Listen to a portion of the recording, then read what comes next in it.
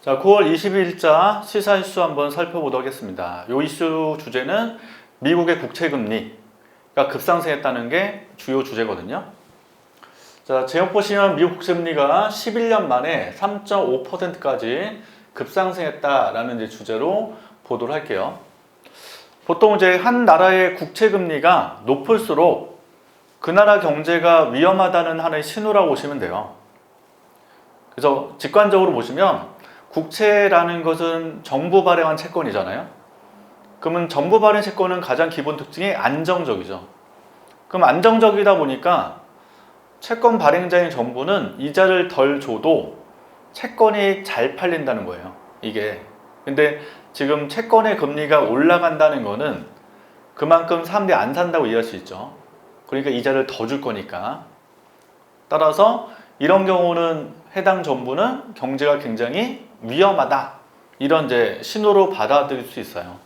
그래서 예전에 보시면 대략 국채 금리가 6에서 7% 정도 넘어가면, 미국 말고도 보통 이제 국채 금리가 6에서 7% 정도가 이상이 되면 매우 위험하다고 얘기를 많이 합니다.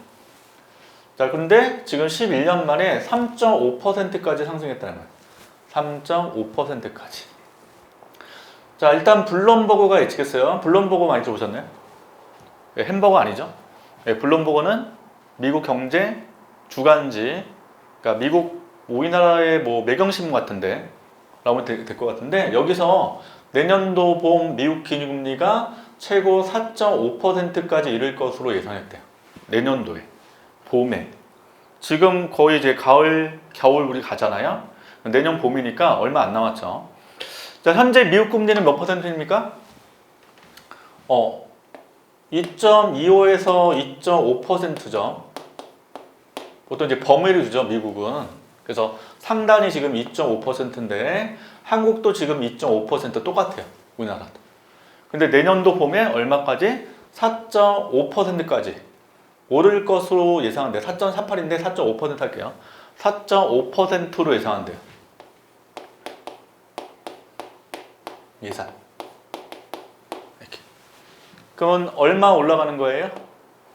자, 보통 이제 그 자료 해석 같은 거 시험 보다 보면 용어 나오는데, 퍼센트하고 퍼센트 포인트 요거 구분해서 가시는 거죠. 그래서 보통 이제 퍼센트로 쓰면 복잡하니까 퍼센트 포인트로 쓰게 되고, 퍼센트 포인트는 이제 변화분을 기반으로 얘기하는 거죠. 그래서 2.5에서 4.5로 가는 거기 때문에 플러스 2% 포인트 올라가는 거죠.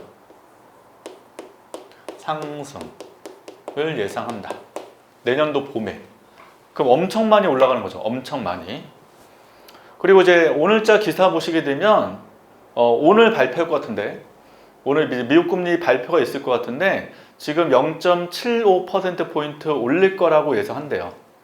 그래서 지금 미국이 워낙 인플레이션 때문에 우려가 되다 보니까 금리 인상으로 좀 대응하고자 하는 거고, 최근에 물가 상승률이 대략 8.3% 나왔기 때문에 물가를 낮추기 위해서는 금리를 올리는 게 가장 기본이죠. 그래서 한국도 지금 물가가 높으니까 한국은행이 금리를 높인다라고도 하잖아요. 자, 이때 10년물 미국 국채금리가 3.518%까지 상승했대요. 그래서 아까 제목에 있는 이 부분 3.5%가 요거에 대한 내용이고, 10년짜리 미국 국채금리라는 거예요. 10년짜리. 그래서 10년 물이기 때문에 만기죠. 10년짜리 미국 국채금리가 있고, 2년짜리 국채금리가 있을 수 있겠죠. 그래서 보통 10년짜리 하면 장기라고 해요. 장기. 장기 채권. 장기의 채권 금리는 지금 3.518%까지 상승했는데, 그 이유가 뭐냐? 복합적이에요. 가장 기본은 아까 얘기한 미국 경제가 침체에 빠질 것이다 관련돼 있는데, 경제가 왜 침체에 빠질 것 같아요? 미국 지금 금리를 올릴 거니까. 그래서 미국의 금리를 올리게 되면 자국 내에서 소비, 투자 등이 위축이 되기 때문에 경기가 나빠질 것이다 라고 예측할 수 있고, 이것 때문에 미국 국채 금리가 오른다고 이해할 수 있는 거죠. 그래서 1번에 FOMC 알다시피 미국 중앙은행 안에 있는 금리 결정하는 기구가 되고 우리나라의 금융통화위원회와 관련 있죠. 정례회에서 기준금리가 대폭 인상될 것으로 예상되면서 국채금리가 상승했대요.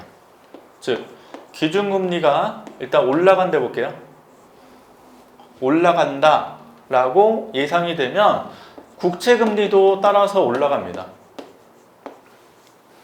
둘이 같은 방향으로 움직이는 게 일반적인데 왜 그럴까요? 자 보세요. 금리가 올라가면 기준금리가 올라가면 일반적 예금금리가 올라간다 이해할 수 있죠. 그럼 사람들은 예금하는 게 유리해요. 재테크할 때. 그러면 채권에 대한 수요가 줄 거예요. 채권 인기가 없어요. 그럼 채권 인기 없으니까 채권 발행자 입장에서는 더 많은 금리를 줘야 된다고요. 따라서 국채금리가 올라가죠. 그래서 기준금리가 올라가면 국채금리도 같은 방향으로 움직이게 됩니다. 그리고 2년물 국채금리도 올랐는데 3.96%까지 올랐대요. 3.96%. 그러면 10년물이 3.518, 2년짜리가 3.96. 그러면 어디가 높아요? 2년짜리가 더 국채금리가 높죠. 근데 이게 정상적이지 않단 말이에요. 그죠? 이런 경우를 장단기 국채금리 역전현상이라고 이야기하는데 보통 이렇게 역전이 되면 경제가 나빠질 것이다 라는 하나의 신호로 볼 수 있거든요. 자, 일반적으로는 장기 쪽의 금리가 단기 쪽의 금리보다는 높은 게 정상이에요. 자, 직관적으로 기간이 길수록 위험하죠.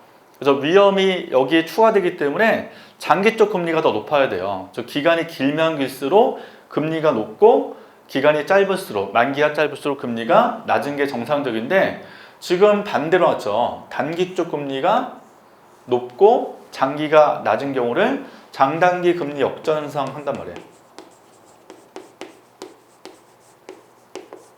역전. 그럼 역전은 어떨 때 발생하냐? 경기가 침체가 될 것이라고 예상될 때. 자, 경기가 나빠진다고 하면 여러분들 예상을 해봐요. 그럼 보통 이제 일반적 국채 말고 돈을 빌릴 때 장기로 빌려요? 단기 빌려요? 단기로 빌리고자 하죠. 장기 쪽 빌리는 걸 기피하고 단기 쪽을 더 선호하기 때문에 단기 금리가 올라갈 수밖에 없단 말이에요. 그래서 예상되면 단기 금리가 올라가면서 장단기 금리 역전이 발생하게 된다. 그래서 가끔 신문기사 보실 때 장단기 금리가 역전현상 이렇게 나오게 되면 경제가 매우 나빠진다는 하나의 신호라고 이해하시면 좋거든요. 자, 그러면 이제 금리 인상 효과. 자, 미국이 금리를 올릴 거죠. 자, 이거에 따른 효과는 뭐 워낙 시험에 많이 나오죠. 시험 주제로. 그죠? 미국 금리 올라갈 때 어떤 모형에 어떻게 영향 주고 우리나라 경제에 어떤 영향 미친다 이런 주제가 워낙 많이 나오기 때문에 전통적 주제라고 보시면 되겠습니다. 자, 일단 1번은 미국에 대해서 얘기하는 거예요. 미국 쪽에서.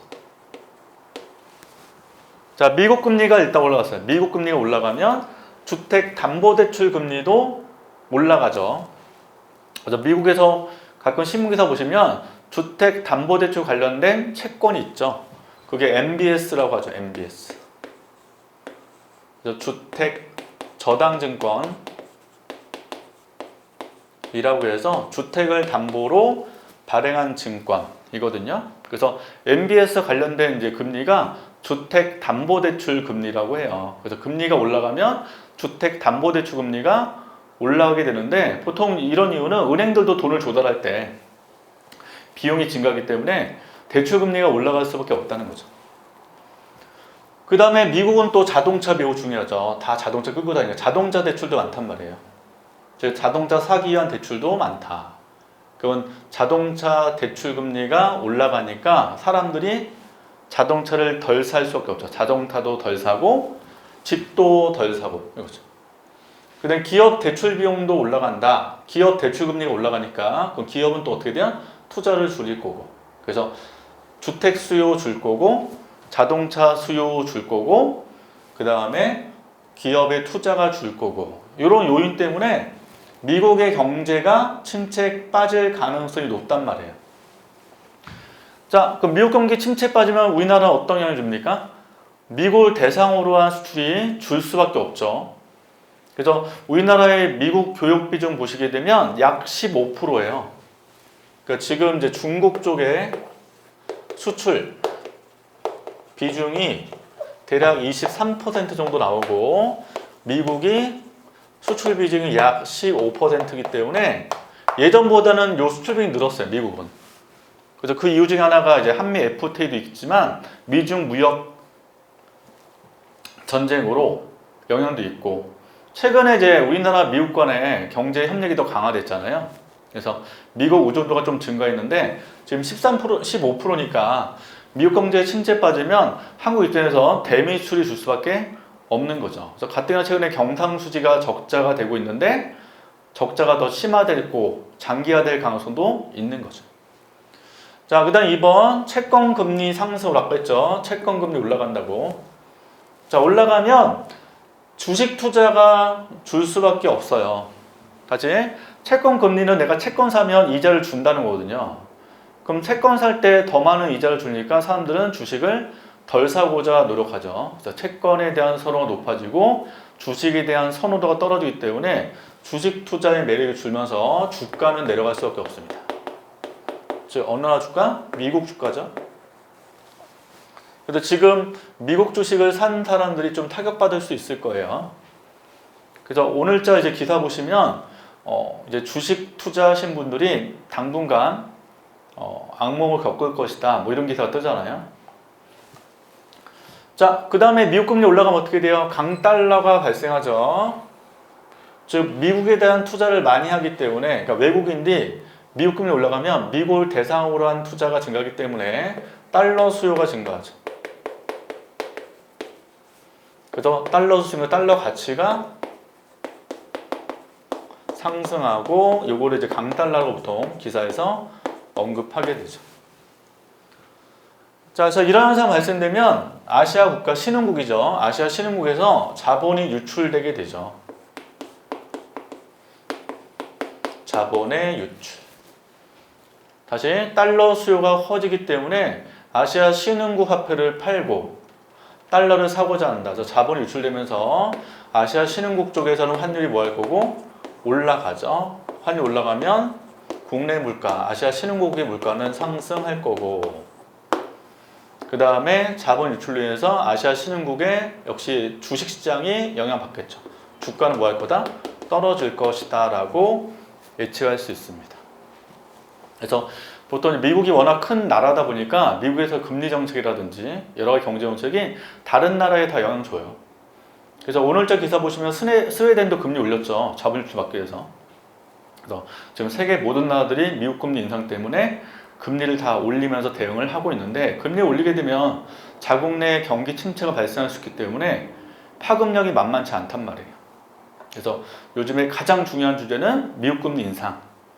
그거에 따른 우리나라 미치는 영향, 뭐 이 정도는 기본으로 기억하시고 정리를 꼭 해주시면 좋겠습니다. 그래서 오늘은 미국 국채금리 상승에 대한 주제를 한번 같이 살펴봤고 다음 시간에 다른 시사 이슈를 가지고 같이 공부를 해보도록 하겠습니다.